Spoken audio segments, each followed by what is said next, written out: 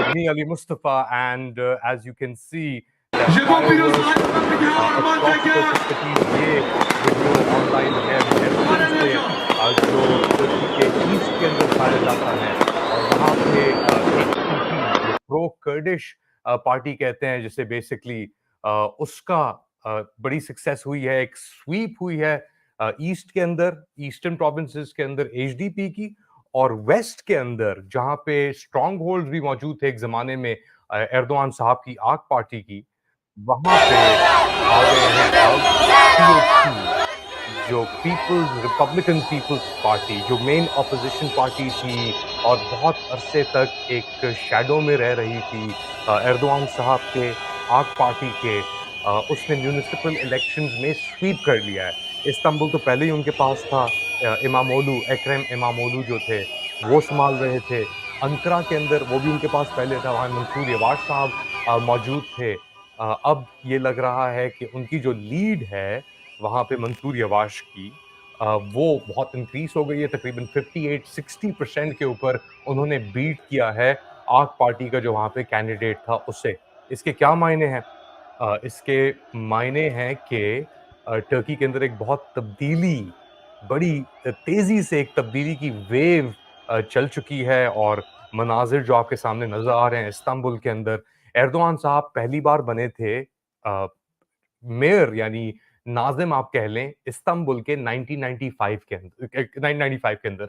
इनका ताल्लुक था कासिम पाशा, एक बहुत ही बिल्कुल लगता है गोल्डन हॉर्न के साथ ये एक एरिया है, बेओगलू के साथ ये लगता है, उधर ये पले बड़े हुए। इनके वालिद आए थे त्राबजोन से एक ज़माने में 1950s के अंदर इस्तांबुल, और ये पूरी एक जनरेशन थी, और ये ग्रास रूट से ये शुरू हुए, पहले अरबकान की इस्लामिक पार्टी के साथ, फिर इन्होंने अपना रास्ता अपनाया, और 1995 में ये बन गए मेयर ऑफ इस्तांबुल, और उस उससे इनकी एक तरीके से सियासी जो लेजेंड की कहानी है वो शुरू हुई। और अब 25 साल बाद, यानी 25 नहीं, तकरीबन 30 साल होने होने को आ रहे हैं अगले साल, तो 30 साल बाद उसी जगह पे लग रहा है इनका जो एक लेगेसी का एक सर्कल था वो कंप्लीट हुआ है। और ये इलेक्शंस वाकई में they extremely significant, because now it's about the legacy. Erdogan साहब ने पहले ही कह दिया था, ही हैड ऑलरेडी सेड कि ये उनका आखिरी इलेक्शन होगा, कैंपेनिंग जो कर रहे थे इससे पहले। मगर जो एक्सटेंट ऑफ डिफीट सफर की है AKP ने इन लोकल इलेक्शंस के अंदर, ये तो एक तरीके से रेफरेंडम था। The Turks had had enough, यानी जो भी एक चीज इतने अरसे तक चलती है उसका जवाल तो आना जरूरी होता है। एर्दोआन, हाँ, ग्लोबली इस्लामिक वर्ल्ड के अंदर बहुत उनकी स्टैंडिंग है, बहुत सिग्निफिकेंस है उनकी, मगर टर्की के अंदर एक जो यंग जनरेशन है, जो बेसिकली जिसने पिछले 10 साल के अंदर 2013-14 से अपने इकोनॉमिक फॉर्च्यून्स के अंदर इतनी तब्दीलियां देखी हैं। मैं आपको अपना एग्जांपल दे सकता हूं। जब मैं टर्की पहुंचा था मई 2015 में, तो उस वक्त एक टर्किश लीरा था 2.6 का डॉलर था उस वक्त। $1 इक्वल्स 2.64 मई 2015 में। जब मैंने टर्की छोड़ा अगस्त 2023 में, उस वक्त एक लीरा था तकरीबन 26-27, $1 था 26-27 लीरा का। अब यानी अप्रैल 1 अप्रैल 2024 में $1 है तकरीबन 33 से 34 लीरा का $1 है। तो आप अंदाजा लगा सकते हैं कि इकोनॉमिक फॉर्च्यून्स के अंदर कितनी तब्दीली आई है। कमोडिटीज, अशिया की प्राइसेस, रिहाइश की प्राइसेस तो ऊपर ही जाती रही हैं, मगर जो रियल वैल्यू थी लीरा की अगेंस्ट द डॉलर, वो बिल्कुल प्लमेट हो गई। इसके साथ-साथ एर्दोआन साहब की जो इकोनॉमिक पॉलिसीज़ थी, जिसके अंदर वो हमेशा एक लो इंटरेस्ट रेट को तरजीह देते थे, कि उनका ये ख़्याल था कि हाई इंटरेस्ट रेट्स, एक तो ख़ैर इस्लामी बुनियाद भी वो रखते थे कि जी हाई इंटरेस्ट रेट्स अच्छे नहीं होते, मगर एक टर्की जैसी इकोनॉमी के लिए जिसका प्राइवेट डेट बहुत था, you know hundreds of billions of dollars के अंदर उनका प्राइवेट डेट चल रहा था, उन्होंने लो इंटरेस्ट रेट रखने की कोशिश की। ओवरऑल दुनिया के अंदर ऑयल प्राइसेस ऊपर गई, यूक्रेन वॉर हुई, बहुत सारी चीज़ें हुई। टर्की के अंदर, सीरिया के अंदर जो जंग हुई, उसने बहुत नुकसान पहुँचाया टर्की की इकोनॉमी को। तकरीबन 3 से 4 मिलियन सीरियन फ्लड होके अंदर आ गए। ओपन एक तरीके से बॉर्डर पॉलिसी थी एर्दोआन साहब की। तो ओवर अ डेकेड गेज़ी पार्क 2013 से लेके अब तक एक पूरा एक ज़वाल आप कह लें टर्की का और एर्दोआन साहब का आया है। इंटरेस्ट रेट इस वक़्त टर्किश बैंक्स ऑफ़र कर रहे हैं 3 महीने, 6 महीने, साल के ऊपर 53%। तो अगर आप अपने पैसे लाख डॉलर या अगर आपके पास लीरा है, आप लाख लीरा बैंक अकाउंट में रखते हैं, तो आपको हर 3 महीने बाद उसके ऊपर 53% के ऊपर 13,000 लीरा आपको मिल जाता है। इस तरीके से एक अजीब-सी कैफ़ियत है कि कारोबार नुकसान वहाँ पे उनका ऑब्वियसली अ, होता है बिज़नेसेस का, स्मॉल मीडियम बिज़नेसेस का। लोगों के अंदर रहने के लिए एक 10,000, 15,000, 20,000 की सैलरी कि कोई मायने नहीं है वहाँ पे। यानी 20,000 हो गए आपके अराउंड कितने अब? अबाउट $600 $600 के लगभग। तो पैसों के ऊपर वहाँ पे बहुत एक ये एक इश्यू बना हुआ है इकोनॉमी का, एम्प्लॉयमेंट का। पढ़े-लिखे लोगों के पास, नौजवानों के पास नौकरियाँ नहीं हैं, अच्छी नौकरियाँ नहीं हैं, हाई पेइंग नौकरियाँ नहीं हैं। हाँ, सही है वहाँ पे उनकी अपनी एक इकोनॉमी है। तकरीबन 85 मिलियन अवाम है तुर्की के अंदर, 85 मिलियन की पॉपुलेशन है और वोटिंग उनकी ट्रेडिशनली बहुत हाई रहती है। फॉर एग्ज़ाम्पल 87, 88, 89% उनका वोटर टर्नआउट होता है। तो आप अंदाज़ा लगा लें 85 मिलियन की अगर पॉपुलेशन है, तकरीबन 57, 56 मिलियन रजिस्टर्ड यानी वोटर्स जाके वोट डालते हैं अपने इलेक्शंस के अंदर। तो बहुत ही एक मैसिव उनका ये प्रोसेस है और ये तासुर रहता था कि जी टर्की के अंदर इलेक्शंस फ्री एंड फेयर नहीं होते। यानी पाकिस्तान जैसा ही हाल होता है उनके अंदर। एर्दोआन साहब के अंदर उनका जो करियर था, उनकी पर्सनैलिटी और वो एक इतनी एक मुख्तलिफ चीज़ एक ऑफ़र कर रहे थे कि जब वो आए 2002 में, 2002 से लेके 2012 तक टर्की का economic trajectory was at another level. यानी एक टाइगर एक अ, यूरेशियन टाइगर बन के टर्की आ रहा था, ऊपर उभर रहा था। इनकी जो पॉलिसीज़ थी, इन्वेस्टमेंट आ रही थी एक बैलेंस रखा हुआ था एर्दोआन साहब ने। मगर जो लास्ट 10 इयर्स गुज़रे उसके अंदर वो बैलेंस ऑफ किल्टर हो गया और उसकी बहुत वजूहात भी थी। गेज़ी पार्क के बाद इस मुल्क के अंदर एक पुश निकली कि चीज़ों को कंट्रोल में लिया जाए, सेंट्रलाइज़ किया जाए, रिफ़ॉर्म किया जाए और वो रिफ़ॉर्म इनेविटेबली एर्दोआन साहब की पर्सनैलिटी के ही इर्द-गिर्द होता रहा। Basically, Erdogan's personality became the basis of the reform. But हर इंसान के साथ जब ये चीज़ शुरू होती है, आप सेंट्रलाइज़ चीज़ों को करना शुरू करते हैं, सब चीज़ों को अपने कंट्रोल में लेने की कोशिश करते हैं, सब चीज़ों को के मेंटेन रहें।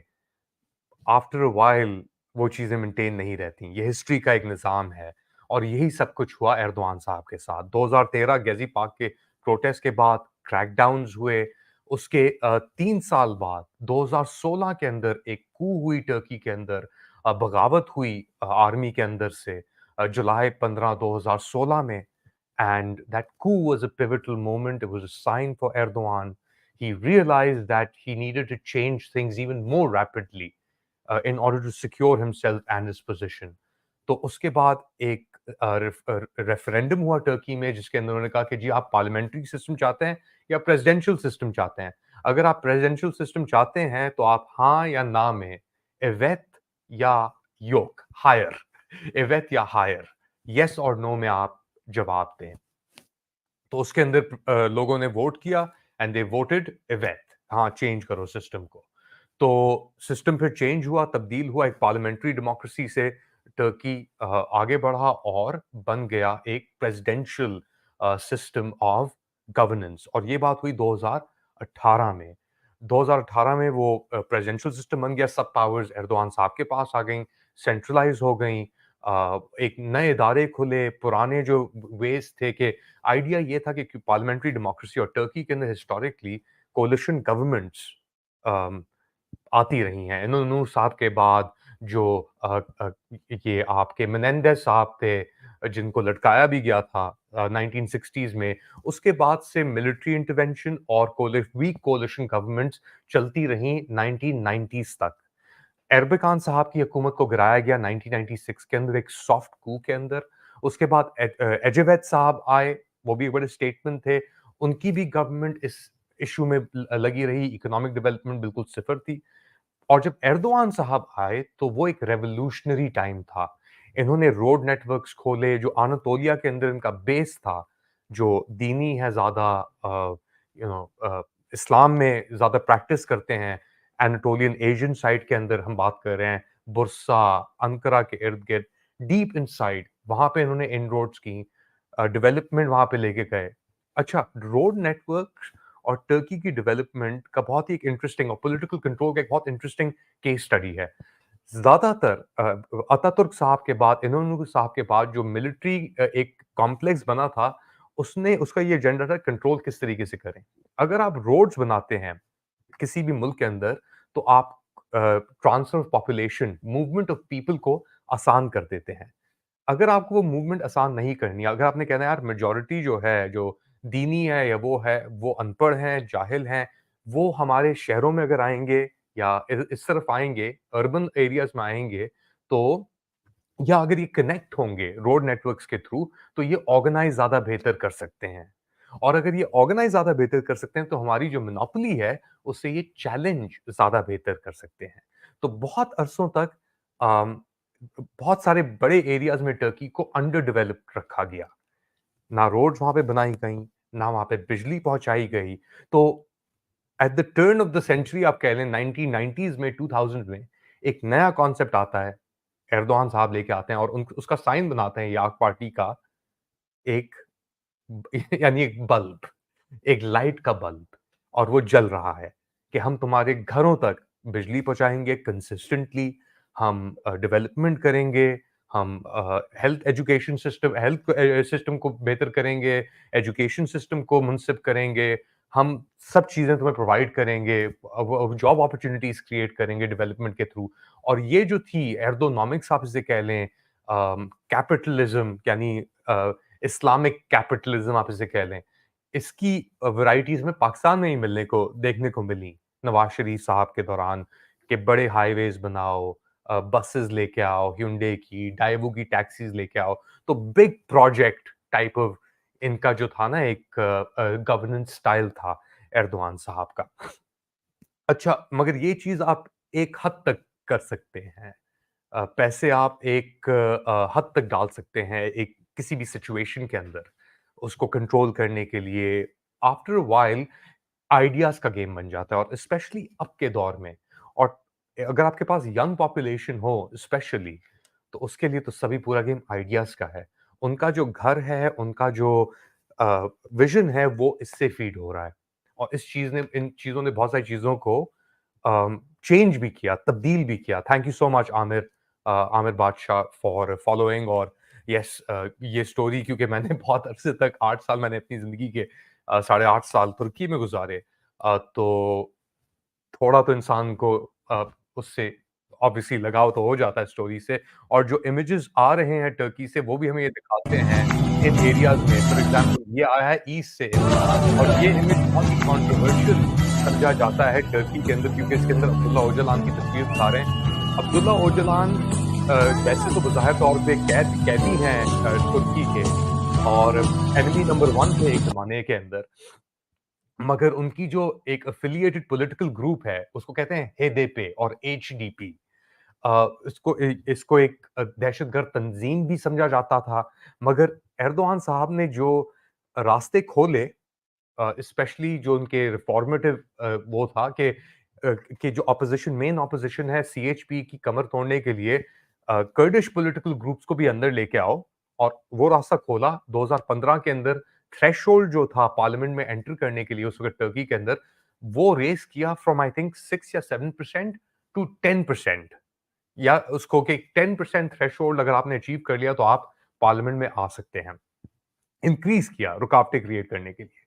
पहली बार एक यूनाइटेड कर्डिश फ्रंट एचडीपी के बैनर के अंदर घुसा फिर टर्किश पार्लियामेंट में 2015 में, मई 2015 में मैं था उधर मौजूद। और 2 महीने बाद उसके सुरुच के अंदर एक एरिया था इस सीरियन बॉर्डर के साथ, उधर एक अटैक होता है और एचडीपी के तकरीबन 34 कारकुन या एक्टिविस्ट मारे जाते हैं। अच्छा, उसके बाद एक जंग सी कैफियत पैदा होती है और पीकेके जो आर्म्ड विंग समझा जाता है, टर्की कहता है कि उसका आर्म्ड विंग है एचडीपी का लीडर ये जो आप देख रहे हैं अपनी स्क्रीन्स के ऊपर, अब्दुल्ला ओजलान। मैं इनको एक एक बार करीब आपको अगर दिखा सकूं, ये साहब जी, अब्दुल्ला ओजलान साहब जो हैं, ये पीकेके के फाउंडिंग मेंबर थे ये, और बहुत इन्होंने हमले किए। ये जो जंग चली 1980s, अर्ली 80s से लेकर अभी तक जो चल रही है एक तरीके से टर्की और पीकेके के दरमियान, इसके अंदर लगभग 40 से 45 हज़ार लोग मारे गए हैं और ज़्यादातर लोग टर्की के ईस्ट के अंदर, जहाँ पे मेर्सिन है, दियारबकर है, इलाज़ा है, शिरनाक है, ये सब एरियाज़ जो इराक, सीरिया और ईरान के साथ बॉर्डर करते हैं, ये कर्डिश हार्टलैंड है, इधर हमले हुए ज़्यादातर। और एक तरफ से वो अटैक करते थे, इधर से टर्किश अफ़वाज जाके उधर अटैक करती थी, तो बहुत ही खानदान डिस्ट्रॉय हुए। मगर जब से ये पॉलिटिकल मूवमेंट बनी, तो एक पॉलिटिकल रास्ता उन्हें मिला और फिर एर्दोआन साहब ने उनको भी सप्रेस किया, इस पॉलिटिकल मूवमेंट को। उसके लीडर जैसे सलाहतीन देमिरताश उनके लीडर हैं, he was put in jail and he's been in jail for many years now. तो एक नए रास्ते अब खुल रहे हैं। वो जो दौर था और एक एर्दोआन साहब के दौर के अंदर टर्की एक ये जैसे सेंट्रलाइज़ होते गए, कू के बाद प्रेज़िडेंशियल सिस्टम आया, सीरिया, इराक के अंदर एक्टिविटीज़ बढ़ी, सीरिया के अंदर एक पूरी पट्टी ले ली। ये जो भी मैनेज भी कर रहा है टर्की, मदद कर रहा है गाज़ियान्तेप से। अगर अज़ाज़ का आप देखते हैं, जराब्लुस का एरिया देखते हैं, बाब अल हवा का एरिया देखते हैं, ये सब एरियाज़ या आफरिन की तरफ आप चले जाते हैं, वहाँ पे टर्किश बैक्ड ग्रुप्स मौजूद हैं, जो उधर ऑपरेट कर रहे हैं। अच्छा, ये तो उनके डोमेस्टिक उसके ऊपर हो रहा था, ये सब चीज़ें। इंटरनली सेंट्रलाइजेशन जो मैंने देखी, अ, 31 मार्च 2023 को मेरा आखिरी दिन था टीआरटी वर्ल्ड के साथ। और 1 साल बाद वो जो उनकी पॉलिटिकल मूवमेंट थी, एक तरीके से एर्दोआन साहब ने जो 25-30 साल लगाए जिसको बिल्ड करने में, उसका आज आखिरी दिन था और एक नई शुरुआत हो रही है एसेंशियली टर्की के अंदर, जहाँ पे ये सब पॉलिटिकल ग्रुप्स, अच्छा मैंने आक पार्टी की बात भी कर ली, एचडीपी की भी बात कर ली मैंने आपको अपनी स्क्रीन्स पे दिखा के, इमामोलू साहब का ही मैंने कह दिया, थोड़ा आपको मैंने वो भी दिखा दिया। एक मैं वीडियो आपको यहाँ पे दिखाना चाह रहा हूँ, एक बड़ी ज़बरदस्त एक वीडियो है, ये इससे आई है ऑनलाइन, और एक आबला कहते हैं इन्हें, यानी आंटी, कर्डिश आंटी है और वो फाइटिंग कर रही है अपनी हैंडगन। तो सेलिब्रेशन इस तरीके से भी हो रही है कर्डिश एरियाज़ के अंदर, और ये तस्वीरें अब जो लोग टर्क्स हैं और एरियाज़ में, उनको ये ज़्यादातर तस्वीरें पसंद शायद ना आ रही हों। मगर ये सब कुछ चल रहा है, ये भी अपना सीएचपी के फ़ेवर के अंदर में अंतरा से ये वीडियो आई है, जो आप स्क्रीन पे देख रहे हैं। Just to give you an idea क्या हो रहा है इस रात, अभी बज रहे हैं टर्की के अंदर सुबह के 1 बज रहे हैं, वहाँ पे 1 एएम हो रहे हैं टर्की में। और बी रंजन निसान है, 1st ऑफ अप्रैल है, अप्रैल फूल्स डे तो नहीं होगा, दुआ कर रहे होंगे एर्दोआन साहब के अप्रैल फूल्स डे हो। मगर ये जो मनाज़िर आपको नज़र आ रहे हैं, ये मनाज़िर इस्तांबुल से, जहाँ पे सीएचपी की, रिपब्लिकन पीपल्स पार्टी की, अच्छा सीएचपी की बड़ी एक इंटरेस्टिंग हिस्ट्री है और इमामोलू साहब की। अब कीप इन माइंड ये लोकल इलेक्शंस हैं। इमामोलू साहब, एक्रम इमामोलू साहब की फैमिली मेंबर्स अपना सर कवर करते हैं। बहुत अरसे तक आक पार्टी का ये मौक़िफ़ था कि जी सीएचपी तो सेक्युलर पार्टी है, वो उनका दीन का कोई उनके अंदर वो नहीं, और ये हकीकत भी है क्योंकि सीएचपी एक बड़ा सेक्युलर बैकग्राउंड से आती थी। वो डिटेस्ट करते थे, जो लोग अपना सर कवर करते थे या जो दीनी उससे थे, एर्दोआन साहब की साइड से थे, उनको शक की निगाह से देखा जाता था। एलीट जो थे वो ज़्यादातर ट्रेडिशनली अलाइन्ड थे सीएचपी के साथ, रूलिंग एलीट जो थे, क्योंकि भाई पार्टी तो अतातुर्क द ग्रेट गाज़ी यानी पाशा ने पार्टी बनाई थी उनकी, ही वाज़ द बी रेंजर, फाउंडर ऑफ सीएचपी। तो वो लेगेसी जो चलती आई उनकी मौत के बाद, इन्होंने बने, वो भी जनरल थे, सेक्युलर क्रेडेंशियल्स यूज़ किए गए सप्रेस करने के लिए कर्ड्स को, अनातोलियन मुस्लिम्स को, जो भी था, जो एक नई आइडिया, ये टर्किश आइडेंटिटी बनाई गई ना, ऑटोमन की जो रिमेन्स थी पहली जंग अज़ीम के बाद, तो उस ढांचे को की बुनियाद के ऊपर एक नई रिपब्लिक बनी, और वो थी the republic of Turkey as we see it today, और उसके फाउंडर थे अतातुर्क साहब। तो इसके अंदर ये री इंजीनियरिंग के अंदर एक फैशिस्ट आइडिया, एक tendency I. How do you create a new तुर्क, यानी येनी तुर्क किस तरीके से बनाया जाए। और इस एक्सपेरिमेंट के अंदर फॉल आउट क्या हुआ? Suppression, fascism, to create this new identity. CHP का उसके अंदर बहुत एक इंस्टीट्यूशनल किरदार था 1980s तक, 70s तक। और ये इन्फिल्ट्रेशन बाय द वे गुलेनिस की वजह से भी चेंज हुई बहुत अंदर। फैतुल्लाह गुलेन साहब ने इन्फिल्ट्रेट किया इस पूरे एपेक्स, आप इसे कह लें, इससे इनरोड्स बनाई, और उसका फायदा उठाया फिर इवेंचुअली एर्दोआन साहब ने, और फिर उनकी फॉलोइंग आउट भी हुई 2016 में। But going back to the CHP, तो ये तासुर क्रिएट किया गया कि सीएचपी एक सेक्युलर पॉलिटिकल फोर्स है, विच इट वाज, और इस तरीके से उनको हमेशा बीट करते रहे एर्दोआन साहब। मगर कुछ साल पहले मेयोरल इलेक्शंस में एक्रम इमामोलू साहब, जो अभी जीते हैं दोबारा नाजिम, वो एक ऐसे लीडर इमर्ज हुए। वो कहते हैं कि भाई मैं एक ट्रेडिशनल फैमिली से, कंजर्वेटिव फैमिली से, बैकग्राउंड से आता हूं, और उसको सीएचपी का लीडर बना दिया मेयोरल इलेक्शंस के अंदर, और वो जीत गए। अच्छा, उनकी कारकर्दगी थोड़ी डामक-डोल रही, रोड्स, फंडिंग, क्योंकि फंडिंग तो फेडरल से आ रही थी ना। और जब वो आए तो जो आक पार्टी के बंदे अंदर घुसे हुए थे, खांचेबाजी, बजटिंग, ये सब कुछ, तो एर्दोआन साहब ने उनका बजट भी रोका हुआ था पीछे से, फेडरल का।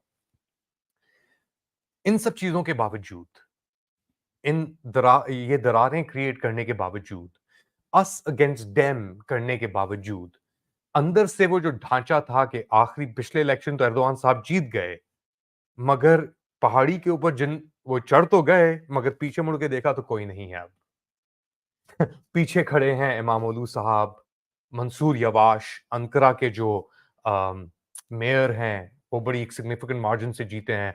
उनकी भी अपना वीडियोस आई हुई हैं। और ये हाल था बेसिकली। मैं आपको दोबारा दिखाता हूँ। ये थे आपके मुराद साहब, जो एक्रम इमामोलू साहब के खिलाफ खड़े हुए थे, और उनकी जो तस्वीरें हैं बिलबोर्ड से, उनको फाड़ के अब निकाला जा रहा है, और सामने एक अतातुर्क की तस्वीर है जो देख रही है। Quite iconic image, I guess you can call it that. Erdogan साहब की टीम और उनके जो नुमाइंदे थे being thrown down, and only one standing is Mustafa Kemal Ataturk, as you see right here. ये तो अब अतातुर्क की आंखें, अतातुर्क की रूह और उसकी party are back in the game. Erdogan साहब is now on his way out. उनकी जो लेगेसी है वो रहेगी ऑब्वियसली, एक ग्लोबल स्टेट्समैन, एक टर्किश लीडर, एक स्ट्रॉन्ग टर्किश लीडर, जिन्होंने एक टर्किश आर्मी को रिवाइव किया, रिन्यू किया, ड्रोन्स के अंदर उन्होंने घुसाया। उनके दामाद हैं सेल्जुक बायरक्तार साहब, जो कहते हैं सक्सेसर होंगे एर्दोआन साहब के। तो you got all these different elements, और टर्की एक बड़ा क्रिटिकल एरिया है स्ट्रेटेजिकली, ईस्ट और वेस्ट को ब्रिज करता है टर्की। वहां के लोग बहुत हार्श हैं, उनके अंदर एक सेंस ऑफ एनिमोसिटी और एंटी इमिग्रेंट सेंटिमेंट भी अब बहुत आ गया है। अगर आप पाकिस्तान से उधर जा रहे हैं तो मत बताइएगा आप पाकिस्तान से हैं। फिर भी पाकिस्तानी फिर भी बेहतर है सीरियन से, फॉर एग्जांपल, जिनके खिलाफ तो बहुत एनिमोसिटी है, मगर पाकिस्तानियों के खिलाफ भी वहां पे बहुत एनिमोसिटी पैदा हो चुकी है। क्योंकि जब मुश्किल वक्त आता है और पैसे आपके पास तंग होते हैं, आपकी रिसोर्सेज कम होती हैं, और आप देखते हैं यार ये वहां से बाहर से उठ के बंदा आ गया और ये आगे जाने जा रहा है यूरोप, मगर यूरोप नहीं जा सकता क्योंकि एर्दोआन साहब ने 2015 में एक ईयू टर्की डील की थी रेफ्यूजीज को रोकने के लिए। उसके बाद से नंबर गिरे, अभी भी पैसे वैसे दे के आप निकल सकते हैं, मगर वो मिकदार नहीं है। तो लाखों की तादाद में अफगान फंसे हुए थे, फॉर एग्जाम्पल सैकड़ों की तादाद में पाकिस्तानी फंसे हुए हैं टर्की के अंदर, जो काम कर रहे हैं विदाउट पेपर्स, और किसी भी तरीके से अपने आप को। तो ये रियलिटीज वहां पे मौजूद हैं, और बड़े एंटरप्राइजिंग लोग भी हैं पाकिस्तान से उधर। मगर वहां पे पाकिस्तानियों को और ज्यादातर इमिग्रेंट्स को, अगर वो गोरे नहीं है या यूक्रेन से नहीं है, रशिया से नहीं है, उनको एक गंदी निगाह से देखा जाता है। देखा जाता है कि ये लोग यूजर्पर्स हैं, और ये भी एक सेंटिमेंट, क्योंकि एर्दोआन साहब की जो लेगेसी रही, बहुत सारी लेगेसीज हैं उनकी। एक ये भी थी कि जी वो मुसलमान उम्मा इसकी बातें करते थे, इसीलिए उसी की बुनियाद पे इन्होंने इतने सीरियंस को अंदर घुसा दिया और मगर वो फिर गले में बात पड़ गई क्योंकि द टर्क वो जो जिसकी आप तस्वीर अपने स्क्रीन्स पे देख रहे हैं, अतातुर्क की लेगेसी क्योंकि अतातुर्क तो एक था। एर्दोआन को अतातुर्क के आमना-सामना खड़ा कर रहे थे। मगर ये तो वॉर हीरो था, जंगें इसने जीती थी, लड़ी थी। एर्दोआन के लोगों के लिए उसने भी बड़ी जंगें लड़ी हैं और जीती हैं। मगर लोगों के खिलाफ इस बार उसकी पार्टी यानी 25 साल के सफर 30 साल के सफर के बाद एक वर्डिक्ट पास किया लोगों ने, तुर्कों ने और वो वर्डिक्ट क्या था? वो क्लीन स्वीप थी सीएचपी के लिए वेस्ट के अंदर और बड़े-बड़े मेजर एरियाज़ के अंदर। जैसे कहा कि इज़्मीर तो वैसे उनका स्ट्रॉन्ग होल्ड था। इसके अलावा इस्तांबुल उनके पास वैसे ही था और अंकारा भी था, मगर वहाँ पे पोज़ीशंस कंसोलिडेट हो गई। उसके साथ-साथ और भी उन्होंने जगहें उठा ली। और दूसरी तरफ एर्दोआन साहब अब उनके पास 4 और साल हैं मौजूद, मगर इन 4 साल के अंदर क्या अर्ली इलेक्शंस होंगे और क्या करवटें होंगी और क्या ड्रामे होंगे क्योंकि अब वो रोक नहीं सकते बजट्स, फॉर एग्ज़ाम्पल म्युनिसिपैलिटीज़ के। मंसूर यवाश की क्या स्टैंडिंग होगी? अगले इलेक्शंस में क्या होगा? अम, उम्र के साथ-साथ और जब आप ऊपर इतना चले जाते हैं, तो आप में और अवाम में एक डिस्कनेक्ट पैदा हो जाता है। और वो डिस्कनेक्ट आपको आइसोलेट तो करता ही है मगर और लोगों को आपके ऊपर एडवांटेज लेने का भी एक मौका देता है। तो जो आपके प्रिंसिपल्स होते हैं फिर इवेंचुअली वो कॉम्प्रोमाइज़ होना शुरू हो जाते हैं, सर्वाइव करने के लिए, right? For example red lines आपने बड़ी क्रिएट की, हम ईरान के का भी सामना करेंगे, रशिया का भी, ये वो, अमेरिका, ईयू, बातें बहुत बड़ी की, न्यू ब्लॉक क्रिएट करेंगे। मगर जब reality I on the ground, economic reality, refugees की रियलिटी, जेरूसलम, अल-अक्सा, गाज़ा की रियलिटी, तो बातें और रेटरिक अपनी जगह पे रह जाता है और इवेंचुअली होता वही है जो हिस्ट्री में बताती है इन साइकिल्स, तो लोग कहते हैं और हम पाकिस्तान में भी ये देख रहे हैं कि ज़ोर लग रहा है कंट्रोल के लिए, ये सब चीज़ों के लिए but everything it's a cycle like life. तो आई होप कि आपको टर्की के अंदर और ये जो डेवलपमेंट्स हैं आई होप कि I was able to make you understand all of this or at least offer some insights for all of us to understand कि why are these or why was this such a significant development in Turkey और मैं coverage cover करता रहूँगा I know Pakistan के ऊपर एक fixation रहती है I would again advise you to always you know patronize ये चैनल हमारा let Ali show you like subscribe and do share और पता है लोग कहते हैं मुझसे यार क्या आई मिस्ड योर कंटेंट मैंने कहा आपने क्या बेल आइकॉन पे प्रेस किया था तो वो कहते हैं नहीं यार हमने बेल आइकॉन पे प्रेस नहीं किया था एक्चुअली हम सब्सक्राइब नहीं करना चाहते बट सब तुम कहते हो कर लिए so I think that's important to keep this venture going. And yes, Turkey की खबरें एर्दोआन साहब का क्या नेक्स्ट मूव होगी अभी भी वो हैं मैंने जैसे कहा 4 साल I'll try to get all of this analysis in for you. I hope कि आप भी कमेंट करते रहें जैसे आमिर बादशाह साहब and I'm sure a lot of other people watching out there. जो आपके सवाल हैं आपने मुझसे पूछे ट्विटर के ऊपर एक्स के ऊपर और जगहों के ऊपर भी so I hope that I've been able to answer some of these questions for you. But obviously, it's a two-way conversation, right? तो आप मुझे बताएं, मैं आपके लिए मालूम करने की कोशिश करूंगा अगर मुझे नहीं पता हुआ अगर पता हुआ तो मैं आपको बताऊंगा हम कॉन्वर्सेशन को इसी तरह जारी रखेंगे और फिलहाल के लिए इतना ही अपना ख्याल रखिएगा इंशाल्लाह फिर मुलाकात करेंगे अल्लाह हाफिज